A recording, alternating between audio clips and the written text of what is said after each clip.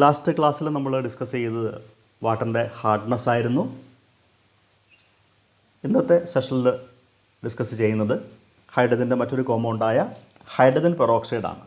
Molecular formula H2O2. ഇതിൻ്റെ preparation മെത്തേഡുകളാണ് ആദ്യം പറയുക. പ്രിപ്പറേഷൻ ഒന്നാമത്തെ മാർഗം ബേരിയം പെറോക്സൈഡിൽ നിന്നാണ്. BaO2 8H2O hydrated barium പെറോക്സൈഡാണ്.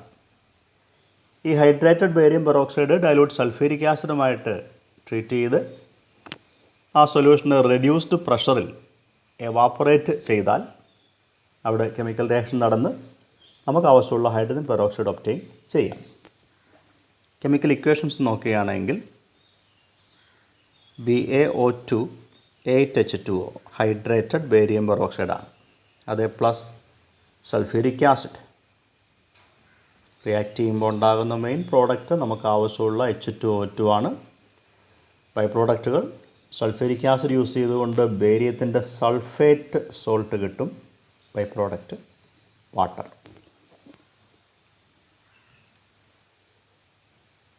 ഇതാണ് പ്രിപ്പറേഷനുള്ള ഒന്നാമത്തെ മാർഗം, by treating hydrated barium peroxide with sulphuric acid. രണ്ടാമത്തെ മെത്തേഡ്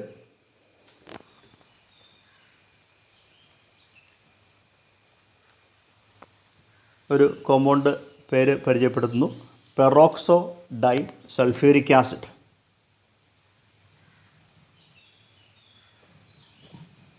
ഫോർമുല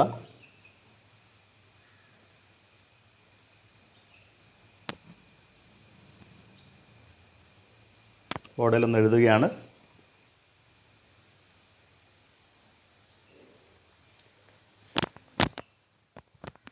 ഇതിൽ നടുക്ക് കാണുന്ന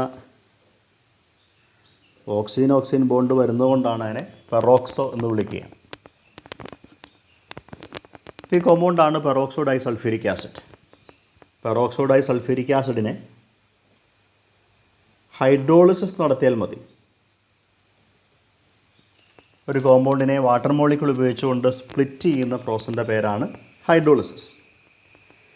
ഹൈഡ്രോളിസിൻ്റെ രീതി എങ്ങനെയാണെന്ന് നമുക്ക് ഈ കോമ്പൗണ്ടിൽ നിന്ന് വേണമെങ്കിൽ എഴുതി കാണിക്കാം. ഞാൻ ഈ റെഡ് ഡോട്ട് ഇട്ട് വരയ്ക്കുന്ന ഭാഗത്ത് വെച്ച് കോമ്പൗണ്ട് മുറിയുകയാണ്, സ്പ്ലിറ്റ് ചെയ്യുകയാണ്, ബോണ്ട് ബ്രേക്ക് ചെയ്യുകയാണ്. വാട്ടർ ഉപയോഗിച്ചുകൊണ്ടാണ് ബോണ്ട് ബ്രേക്ക് ചെയ്യുക. അപ്പോൾ വാട്ടർ മോളിക്യൂളിൻ്റെ OH ഗ്രൂപ്പ് ഇത് എവിടെയും ഹൈഡ്രജനായിട്ട് എവിടെയും കയറി കൂടി ആ ബോണ്ട് ബ്രേക്ക് ചെയ്യുന്നതായിട്ട് സങ്കല്പിച്ചാൽ മതി. തൊട്ടിപ്പുറത്തുള്ള ഞാൻ റെഡ് ഡോട്ട് ഇട്ട് കാണിക്കുന്ന ആ ബോണ്ടും ബ്രേക്ക് ചെയ്യുന്നു. അവിടെ വാട്ടർ മോളിക്യൂളിൻ്റെ ഒരു ഹൈഡ്രജൻ ഇവിടെ കൊടുത്തു. ആ വരച്ചതിൻ്റെ അപ്പുറത്തെ ഭാഗത്ത് ഒരു OH ഗ്രൂപ്പിനെ കൊടുത്തു. അപ്പോൾ 2 മോളിക്യൂൾ വാട്ടർ ഉപയോഗിച്ചുകൊണ്ട് കോമ്പൗണ്ടിന് നമ്മൾ ഹൈഡ്രോളൈസ് ചെയ്തു. പ്രോഡക്റ്റുകൾ ആരാന്ന് നോക്കിക്കഴിഞ്ഞാൽ ഞാൻ ഈ വട്ടം വരയ്ക്കുന്ന ഭാഗത്തുള്ളതൊരു കോമ്പൗണ്ടാണ്. നോക്കിയാൽ മനസ്സിലാകും അത് H2O2 ആണ്, ഹൈഡ്രജൻ പെറോക്സൈഡാണ്, നമുക്ക് ആവശ്യമുള്ള പ്രോഡക്റ്റാണ്. അപ്പോൾ പെറോക്സോ ഡൈ സൾഫേറ്റുകളെയോ പെറോക്സോ ഡൈ സൾഫ്യൂരിക് ആസിഡിനെയോ ഹൈഡ്രോളൈസിസ് നടത്തി നമുക്ക് ഹൈഡ്രജൻ പെറോക്സൈഡ് ഒബ്റ്റെയിൻ ചെയ്യാം. ഉപോൽപ്പന്നം ബൈ പ്രോഡക്റ്റ് ആരാണ് എന്നുകൂടി നോക്കാം. തൊട്ടിപ്പുറ ഉള്ള ഭാഗം ഒന്ന് നോക്കുകയാണെങ്കിൽ അത് കൂട്ടി വായിച്ചാൽ മറ്റാരുമല്ല H2SO4 ആണെന്ന് പിടി കിട്ടും. ഇവിടെയുള്ള കോമ്പൗണ്ടും മറ്റാരുമല്ല, സെയിം തന്നെയാണ്. അപ്പോൾ 2 മോളിക്യൂൾ സൾഫ്യൂരിക് ആസിഡാണ് ഫോം ചെയ്യുക. ഇനി പെറോക്സോ ഡൈ സൾഫ്യൂരിക് ആസിഡ് ഒബ്റ്റെയിൻ ചെയ്യാനായിട്ട് സൾഫേറ്റ് സൊല്യൂഷനുകളെ ഇലക്ട്രോലൈസ് ചെയ്താൽ മതി.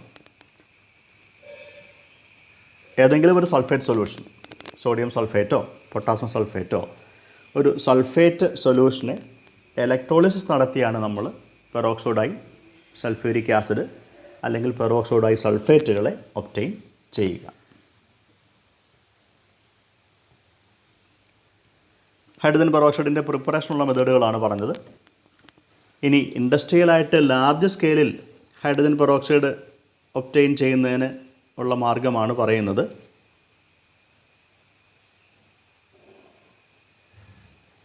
ഒരു ഓർഗാനിക് കോമ്പൗണ്ടിൻ്റെ പേര് 2-ഈഥൈൽ ആന്ത്രാക്വിനോൾ എന്നാണ്. 2-ഈഥൈൽ ആന്ത്രാക്വിനോൾ.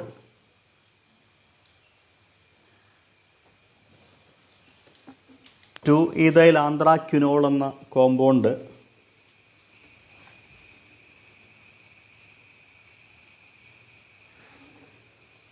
ഓക്സിഡൈസ് ചെയ്താൽ, നമുക്ക് അതിൻ്റെ എക്സാക്ട് കെമിക്കൽ ഇക്വേഷൻ ഫോമിൽ വേണ്ട, ഓക്സിഡൈസ് ചെയ്താൽ നമുക്ക് ആവശ്യമുള്ള ഹൈഡ്രജൻ പെറോക്സൈഡ് കിട്ടും, H2O2. അതിൻ്റെ കൂടെ മറ്റ് ചില ബൈ പ്രോഡക്റ്റുകൾ, ആന്ത്രാക്വിനോൺ പോലുള്ള പ്രോഡക്റ്റുകളാണ് ഫോം ചെയ്യുക. അവിടെ ഉണ്ടാകുന്ന ഹൈഡ്രജൻ പെറോക്സൈഡിനെ മീഡിയത്തിൽ നിന്ന് മാറ്റിയിട്ട്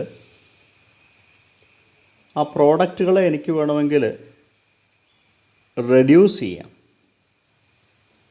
പ്രോഡക്റ്റ് റെഡ്യൂസ് ചെയ്താൽ എനിക്ക് വീണ്ടും 2-ഈഥൈൽ ആന്ത്രാക്വിനോൾ ഒബ്റ്റെയിൻ ചെയ്യും.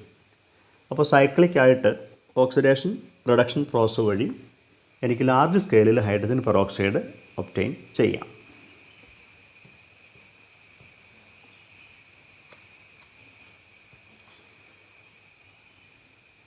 ഹൈഡ്രജൻ പെറോക്സൈഡ് പ്യുവർ സ്റ്റേറ്റിൽ ഒരു കളർലെസ് ലിക്വിഡാണെന്ന് പറയാം. ഒരു ചെറിയൊരു വളരെ പെയിലായൊരു ബ്ലൂ കളറ് ചിലപ്പോൾ കാണാറുണ്ട്. വെള്ളമായിട്ടല്ല പ്രൊപ്പോർഷനിലും മിസിബിളാണ് ഹൈഡ്രജൻ പെറോക്സൈഡ്. അപ്പോൾ മിക്കവാറും അക്യൂസ് സൊല്യൂഷനായിട്ടാണ് എക്സിസ്റ്റ് ചെയ്യുക. ഹൈഡ്രജൻ പെറോക്സൈഡിൻ്റെ കോൺസെൻട്രേഷൻ, അതിൻ്റെ ഗാഢത പറയാൻ നമ്മൾ ഉപയോഗിക്കുന്ന ടേം വോളിയം എന്നൊരു ടേമാണ് യൂസ് ചെയ്യുക. The concentration of hydrogen peroxide is expressed as volume. അതിൻ്റെ മീനിങ് എന്താണ് എന്ന് ഒന്ന് നോക്കാം. ഇപ്പോൾ തന്നിരിക്കുന്ന ഹൈഡ്രജൻ പെറോക്സൈഡിൻ്റെ കോൺസെൻട്രേഷൻ മാർക്ക് ചെയ്തിരിക്കുന്നത് 100 വോളിയം ആണെന്നിരിക്കട്ടെ. 100 വോളിയം ഹൈഡ്രജൻ പെറോക്സൈഡിൻ്റെ അർത്ഥം ആ സൊല്യൂഷനിൽ നിന്ന് 1 ml നമ്മൾ എടുത്ത്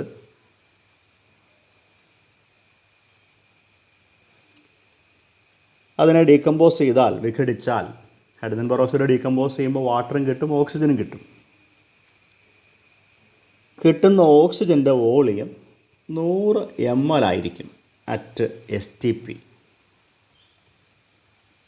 അപ്പോൾ 100 വോളിയം ഹൈഡ്രജൻ പെറോക്സൈഡിൻ്റെ 1 ml കംപ്ലീറ്റ് ആയിട്ട് ഡീകമ്പോസ് ചെയ്താൽ നമുക്ക് 100 ml ഓക്സിജൻ കിട്ടും അറ്റ് STP. അപ്പോൾ നമ്മുടെ കയ്യിലൊരു 20 വോളിയം ഹൈഡ്രജൻ പെറോക്സൈഡ് ഉണ്ടെന്ന് പറഞ്ഞാൽ അർത്ഥം 20 വോളിയം ഹൈഡ്രജൻ പെറോക്സൈഡിൻ്റെ 1 ml സാമ്പിൾ പൂർണ്ണമായിട്ടും ഡീകമ്പോസ് ചെയ്താൽ നമുക്ക് 20 ml ഓക്സിജൻ STPയിൽ കിട്ടുമെന്നാണ് അർത്ഥം. ഇങ്ങനെ വോളിയം ടേംസിലാണ് നമ്മൾ ഹൈഡ്രജൻ പെറോക്സൈഡിൻ്റെ കോൺസെൻട്രേഷനെ എക്സ്പ്രസ് ചെയ്യുക.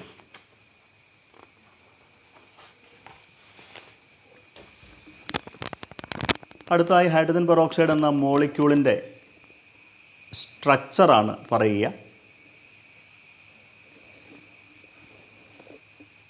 2 ഹൈഡ്രജൻ ആറ്റങ്ങളും 2 ഓക്സിജൻ ആറ്റങ്ങളും ഉണ്ട്.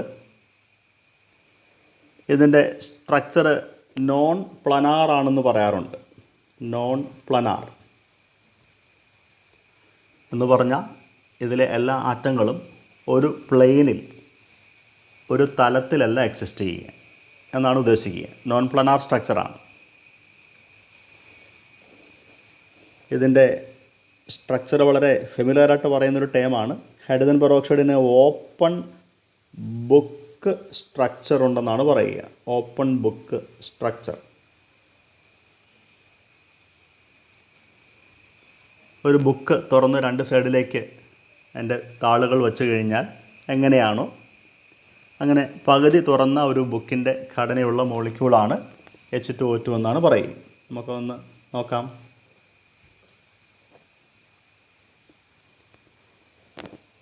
ഇതാണ് ഹൈഡ്രജൻ പെറോക്സൈഡിൻ്റെ ഒരു സ്ട്രക്ചർ. ഈ ബുക്കിൻ്റെ താളുകൾ തുറന്നു വച്ചിരിക്കുന്ന ഒരു ആംഗിളുണ്ട്. 2 2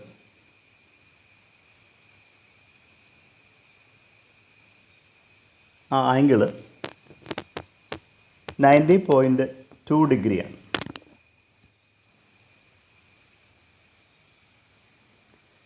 അതിനെ ഡൈഹീഡ്രൽ ആംഗിൾ എന്നാണ് പറയുക. ബുക്കിൻ്റെ താളുകൾ എത്ര ഡിഗ്രിയാണോ തുറന്നിരിക്കുന്നത് ആ ആംഗിളിൻ്റെ പേരാണ് ഡൈഹീഡ്രൽ ആംഗിൾ. ഞാൻ ബോർഡിൽ കാണിച്ചിരിക്കുന്നത് സോളിഡ് ഫേസിലുള്ള ഹൈഡ്രജൻ പെറോക്സൈഡിൻ്റെ സ്ട്രക്ചറാണ്. അപ്പോൾ ഖരാവസ്ഥയിലുള്ള ഹൈഡ്രജൻ പെറോക്സൈഡ് ഈ ഒരു സ്ട്രക്ചറിലാണ് മോളിക്യൂൾ നിൽക്കുക എന്നാണ് പറയുക. അതിൻ്റെ ബുക്കിൻ്റെ സെൻറ്റർ പോർഷൻ എടുത്താൽ അവിടെ 2 ഓക്സിജൻ ആറ്റങ്ങളെ കാണാം.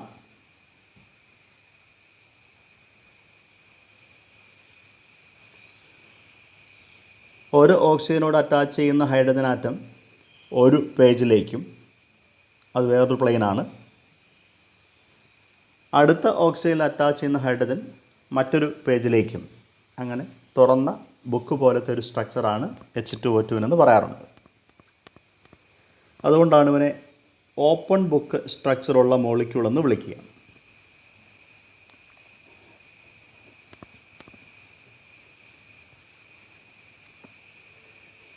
അടുത്തത് ഹൈഡ്രജൻ പെറോക്സൈഡിൻ്റെ കെമിക്കൽ പ്രോപ്പർട്ടീസാണ്.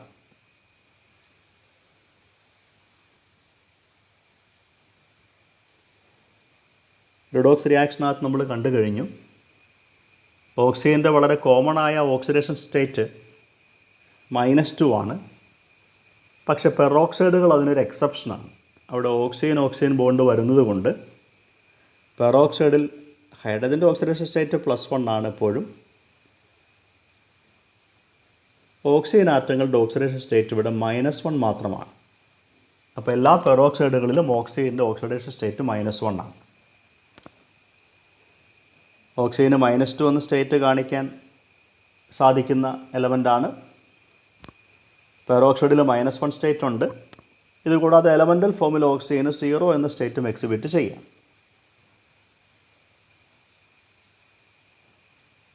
അപ്പോൾ ഇങ്ങനെ വേരിയബിൾ സ്റ്റേറ്റ് കാണിക്കുന്ന എലമെൻറ്റുകൾ, അപ്പോൾ ഓക്സിജന് വേണമെങ്കിൽ തൻ്റെ ഓക്സിഡേഷൻ സ്റ്റേറ്റ് -2 നിന്ന് 0 ആയിട്ട് കുറയ്ക്കാം.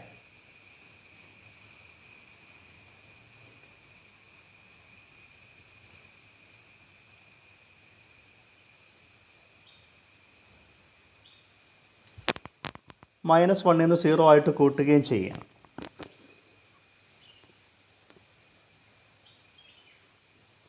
അപ്പോൾ ഹൈഡ്രജൻ പെറോക്സൈഡിൽ -1 എന്ന് പറയുന്ന സ്റ്റേറ്റിൽ നിൽക്കുന്ന ഓക്സിജന് അതിന് കെമിക്കൽ റിയാക്ഷൻ വഴി -2 വരാം, അല്ലെങ്കിൽ 0 സ്റ്റേറ്റിലേക്കും വേണമെങ്കിൽ വരാം. ഓക്സിഡേഷൻ സ്റ്റേറ്റ് കുറയ്ക്കാനും ഓക്സിജന് കഴിയും, ഓക്സിഡേഷൻ സ്റ്റേറ്റ് കൂട്ടാനും സാധിക്കും. അതായത് H2O2 ഓക്സിജന് സ്വയം റെഡ്യൂസ്ഡ് ആകാനും കഴിയും, ഓക്സിഡൈസ്ഡ് ആകാനും കഴിയും. ഇങ്ങനെ വേരിയബിൾ ഓക്സിഡേഷൻ സ്റ്റേറ്റ് കാണിക്കുന്നതുകൊണ്ടാണ്.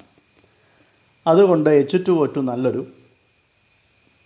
ഓക്സിഡൈസിങ് ഏജൻറ്റുമാണ്, ഒപ്പം തന്നെ ഒരു റെഡ്യൂസിങ് ഏജൻറ്റും കൂടിയാണ്. ഇതിൻ്റെ ഇല്ലസ്ട്രേഷനുള്ള ചില എക്സാമ്പിളുകളാണ് നമ്മൾ പഠിക്കുന്നത്. ഹൈഡ്രജൻ പെറോക്സൈഡ് ഒരു ഓക്സിഡൈസിങ് ഏജൻ്റായിട്ട് ആക്ട് ചെയ്യുന്നതിനുള്ള ചില ഉദാഹരണങ്ങൾ. ഒരു കോമ്പൗണ്ട് എടുക്കുകയാണ്, ലെഡിൻ്റെ സൾഫൈഡ് PbS. അതിലേക്ക് നമ്മൾ അസിഡിഫൈഡ് ഒരല്പം ആസിഡ് ചേർത്ത ഹൈഡ്രജൻ പെറോക്സൈഡ് ആഡ് ചെയ്താൽ PbS എന്ന കോമ്പൗണ്ട് ഓക്സിഡൈസ് ചെയ്യപ്പെട്ട് PbSO4 ആയിട്ട് മാറും, ലെഡ് സൾഫേറ്റ് ആയിട്ട് മാറും. By product H2O. അപ്പോൾ ആസിഡ് മീഡിയത്തിൽ ഹൈഡ്രജൻ പെറോക്സൈഡ് ഒരു ഓക്സിഡൈസിങ് ഏജൻ്റായിട്ട് ആക്ട് ചെയ്യുന്നതിൻ്റെ എക്സാമ്പിളാണ് ബോർഡിൽ എഴുതിയിരിക്കുന്നത്. ഈ ലെഡിൻ്റെ സൾഫൈഡുകൾക്ക് ബ്ലാക്ക് കളറുണ്ട്. നമ്മൾ ഈ കെമിക്കൽ റിയാക്ഷൻ യൂസ് ചെയ്യുന്നത്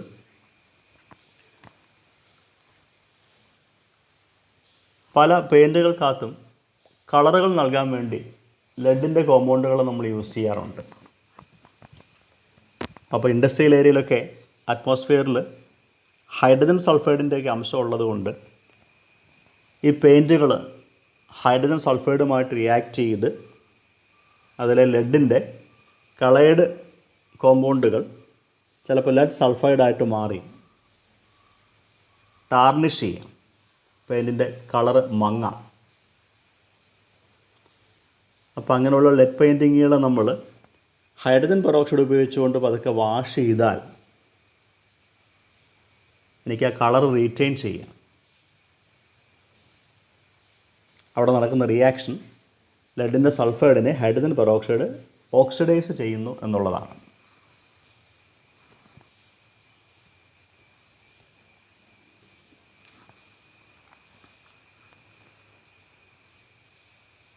ഇതേ ഹൈഡ്രജൻ പെറോക്സൈഡിന്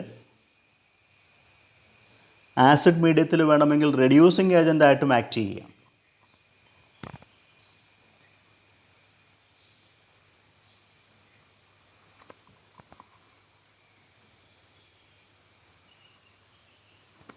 അതിനൊരു എക്സാമ്പിളാണ് reduction of potassium permanganate.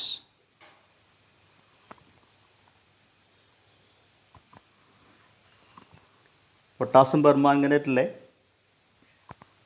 Permanganate ion അത് അസിഡിഫൈഡ് ഹൈഡ്രജൻ പെറോക്സൈഡിൻ്റെ പ്രസൻസിൽ റെഡ്യൂസ് ചെയ്യപ്പെട്ട് Mn2+ ആയിട്ട് മാറുന്നു. So acidified hydrogen peroxide can reduce permanganate ion to Mn2+.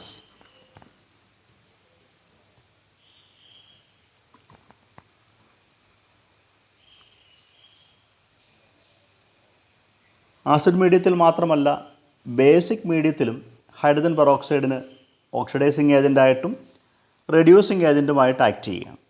ഒരു എക്സാമ്പിൾ പറഞ്ഞാൽ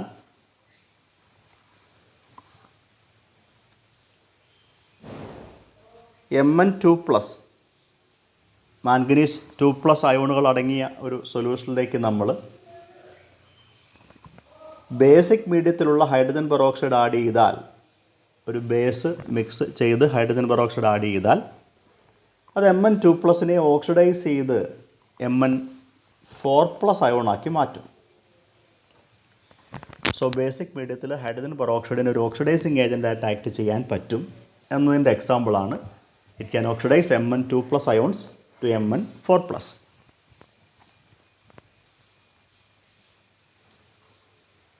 ബേസിക് മീഡിയത്തിലെ ഹൈഡ്രജൻ പെറോക്സൈഡിൻ്റെ റിഡക്ഷൻ എക്സാമ്പിളാണ്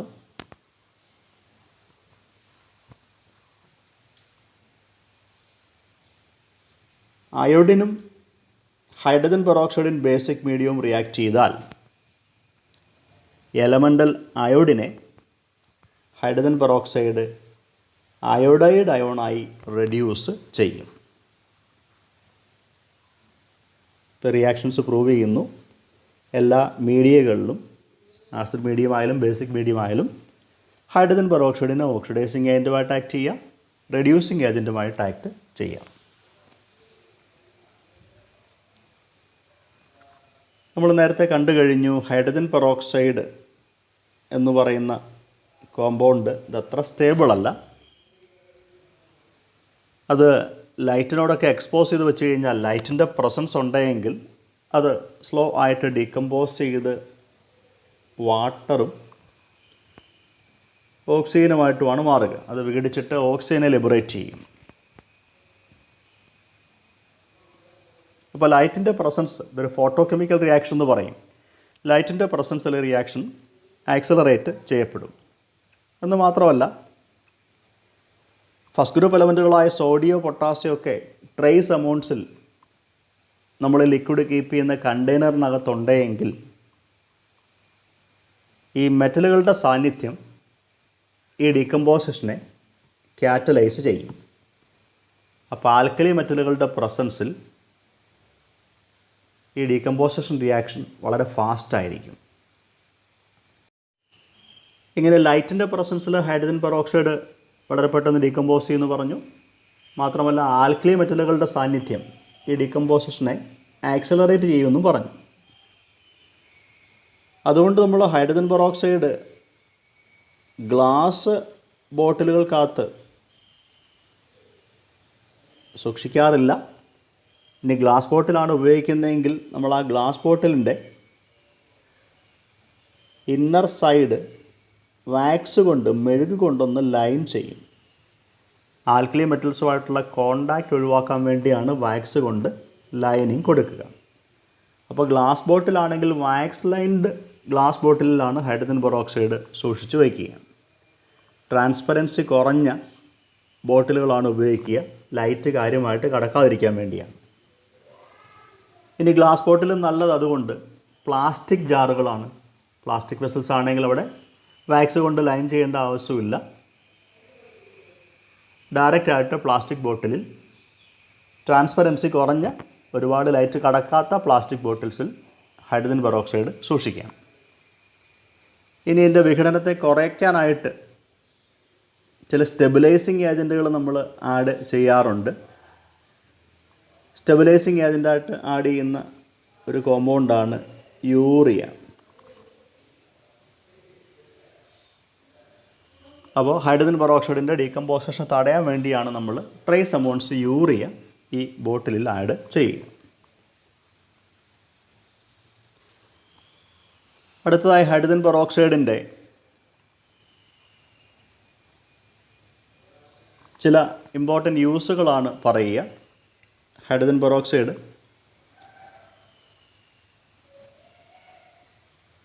ഒരു ആൻറ്റിസെപ്റ്റിക് ആയിട്ട് യൂസ് ചെയ്യാറുണ്ട്.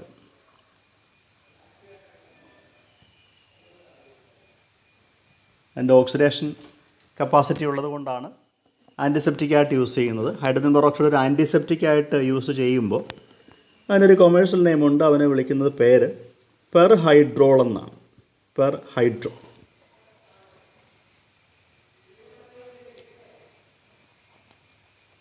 ഇതൊരു ഹെയർ ബ്ലീച്ചിങ് കൂടിയാണ്. ഇതൊരു മൈൽഡ് ഓക്സിഡൈസിങ് ഏജൻ്റ് ആയതുകൊണ്ട് മുടി ഒക്കെ ചെമ്പിപ്പിക്കാൻ വേണ്ടി നമ്മൾ കോമൺ ആയിട്ട് യൂസ് ചെയ്യുന്ന ഒരു ബ്ലീച്ചിങ് ഏജൻ്റാണ് ഹൈഡ്രജൻ പെറോക്സൈഡ്. ഒരു ഹെയർ ബ്ലീച്ചാണ്.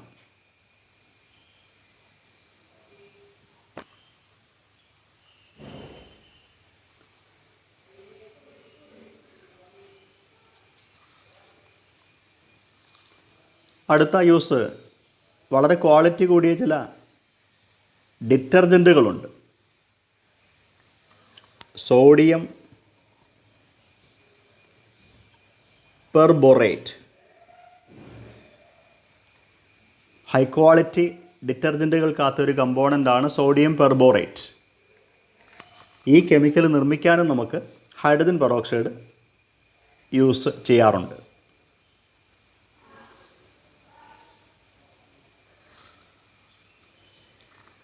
മറ്റൊരു ഇമ്പോർട്ടൻ്റ് യൂസാണ് ഒരു ഗ്രീൻ കെമിസ്ട്രി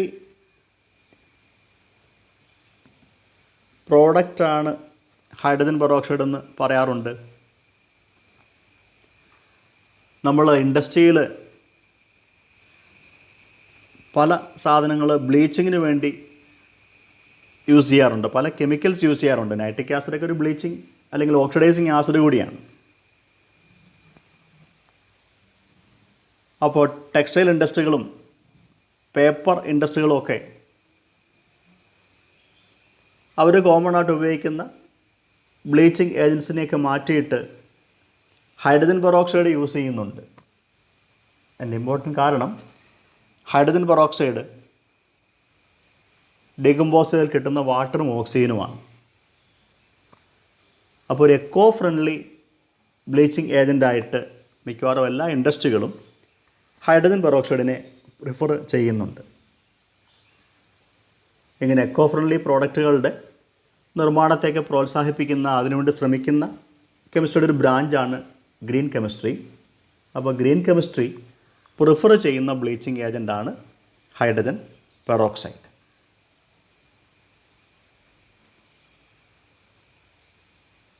കാരണം അത് പ്രൊഡ്യൂസ് ചെയ്യുന്ന ബൈ പ്രോഡക്റ്റുകളൊക്കെ പൊല്യൂഷൻ ഫ്രീ ആണ്, എക്കോ ഫ്രണ്ട്ലിയാണ്.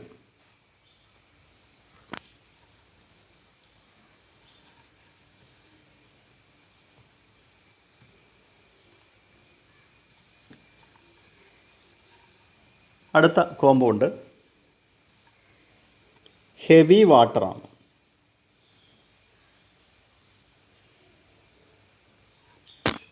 ഹെവി വാട്ടർ ഘനജലം എന്നാണ് മലയാളത്തിൽ പറയുക. ഹെവി വാട്ടറും ഹാർഡ് വാട്ടറും രണ്ടാണ്.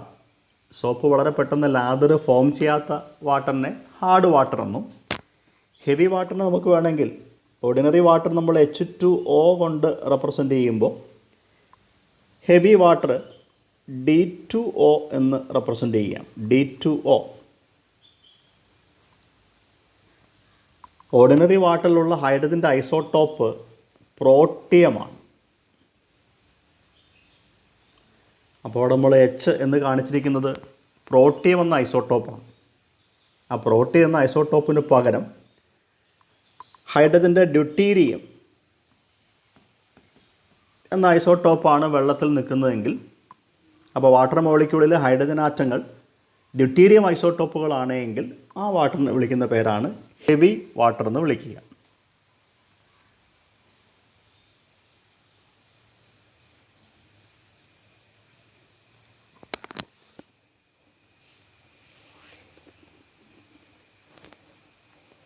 ഹെവി വാട്ടറിൻ്റെ ഒരു കോമൺ യൂസ് എന്ന് പറയുന്നത് ന്യൂക്ലിയർ റിയാക്ടറുകളിൽ